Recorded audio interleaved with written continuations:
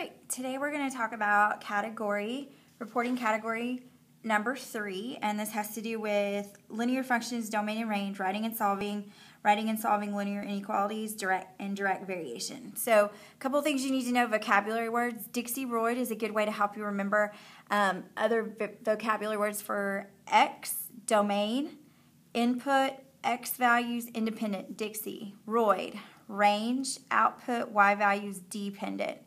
And those are all other names for Y values. So we're going to start with domain and range. So first you've got discrete function. It allows X values to be certain points. This is going to count your quantities. So if you have books, tickets, cars, things that you can only have certain values of, that's going to be a discrete function. And it always has to do with your X values. So you will always list out the values because the list is small enough that you can list each individual X value. So for domain, and you can tell it's a discrete function because the graph is not connected. So like exponential functions would be discrete. So I'm just going to look at all these X values. That would be -1, 1, 3, and 5. And you do the same thing for range. So you list out their individual Y values. So that would be 1, 2, 3, and 4. 1, 2, 3, and 4. Now, you put the curly brackets around them. And the reason why I would not say 1 to 4 is because that would imply that I'm also using all of these Y values in between the whole numbers. And because my graph is not connected, I am not. So now we're going to look at continuous function. The X values can be any value in the interval. Forgot to add that. In the interval, which is why it's connected. And this is where you want to draw the boundary lines. So we're going to look at domain first. Remember, domain is how low to how high. I'm sorry, how far left to how far right. So I'm going to draw a left boundary here.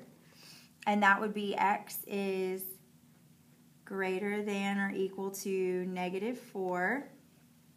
And then if you look at the right side, I have an arrow, which tells me I can't draw a boundary because it keeps going. So my domain is X is greater than or equal to -4. Now I'm going to look at my range, which is how low to how high. So I'm going to draw in a low boundary right here, and that would be Y is greater than or equal to -3.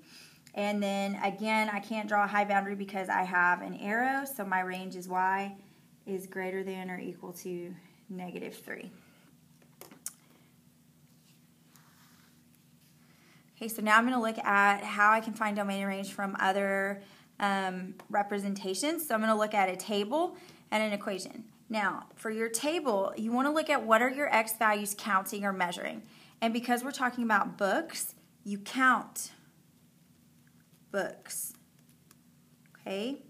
So if it was something like time, then we would be measuring. So since I'm counting, this is going to be discrete, which means I'm going to make a list. So I'm going to list out my domains. Well, that's simple. All I have to do is write down 1, 2, 3, 4 because those are my X values. And my range is going to be all of my Y values. So 30, 60, 90, 120. And again, remember to put the curly brackets around those. For your equation, because you don't know what is being counted or measured, you are going to treat this as a continuous function because I don't know what my X values are counting. I don't know if it's counting books, cars, tickets, things that I can only have certain points, or if it's measuring something like time where it would be continuous. So what I'm going to do is I'm going to graph this in my calculator. -0.5x plus 3. I'm going to hit graph. And if you notice on your graph, on each side there would have to be arrows to indicate that it goes on forever this direction and goes on forever that direction. So my domain is going to be all real numbers. Again, because I don't know what I'm counting, I'm going to write it as a continuous function. And same thing for the range. I can't draw a low boundary because I have an arrow. I can't draw a high boundary because I have an arrow, so that means all real numbers. So if you don't know what you're counting or measuring, you're going to write it as a continuous function. If you know that it's something that you have to count, then you're going to use a discrete function. So now we're going to look at the word problem and see if we can't figure it out. So I have a student lives 4 miles from the middle of school. She rides her bike to school every morning at a rate of 1 mile every 6 minutes. The distance she has remaining y is a function of how long she has been riding her bike x. So x is the number of minutes, which is time, and time is measured, so that is going to be a continuous function. So now we're going to think, okay, what is the lowest value of time that I can have? What is the lowest value minutes? And hopefully you're saying 0. And then I got to think, what's the greatest value of time I can have? Well, time never stops, so technically time is going to continue on forever to the right, so it would be like there's an arrow on the right side. So my domain is going to be x is greater than or equal to 0 minutes. Okay? And for the range, so what's the lowest number of miles she can live from the school? Well, she could live technically at 0 miles from the school. She's not any distance from the school. And then what's the greatest distance she can live from the school? Well, how far is she right now? She lives 4 miles. So my range has to be somewhere between 0 and 4, because she can't live more than 4 miles, and she can't be less than 0 because that would be negative miles, and that makes no sense. So now I've got to think, can she be exactly 0 miles from the school? Yes. Can she be exactly 4 miles from the school? Yes, because it says she lives 4 miles.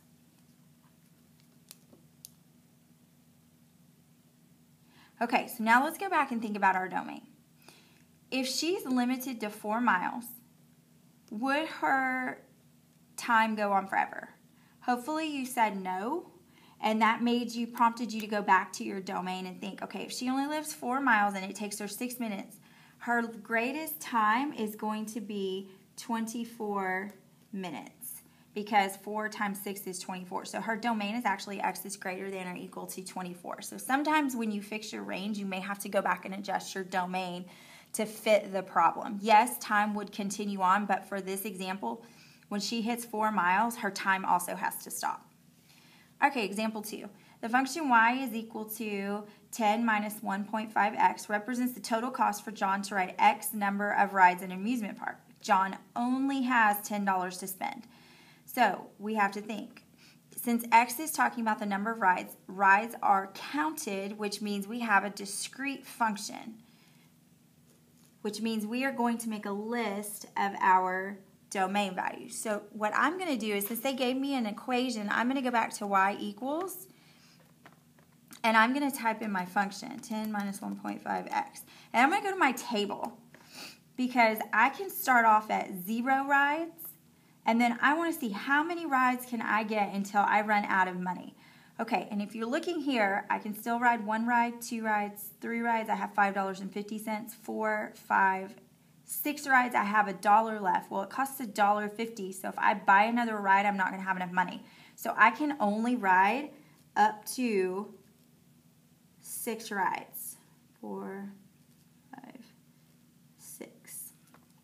And so my range is going to be, I'm going to write all of my dollar amounts. I'm going to have 10, I'm going to have $8.50, $7, $5.50, $4, $2.50, and then $1.